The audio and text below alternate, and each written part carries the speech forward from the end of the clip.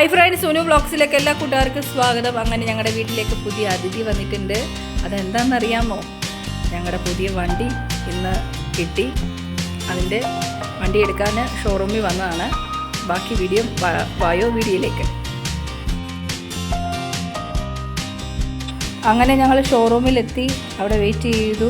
അപ്പം അവിടെ ആ പേപ്പറൊക്കെ ശരിയാക്കണമായിരുന്നു. അപ്പം അതിനായിട്ട് വെയിറ്റ് ചെയ്യുകയാണ്. അങ്ങനെ വണ്ടി കിട്ടി. വീട്ടിൽ വന്ന ശേഷം ഹെൽമറ്റ് തുറക്കുവാണ്. പുതിയ ഹെൽമറ്റ് കിട്ടിയത്. നേരത്തെ എനിക്ക് 2 ഹെൽമറ്റ് ഉണ്ട്. പുതിയ ഒരു ഹെൽമറ്റ് കൂടെ കിട്ടി.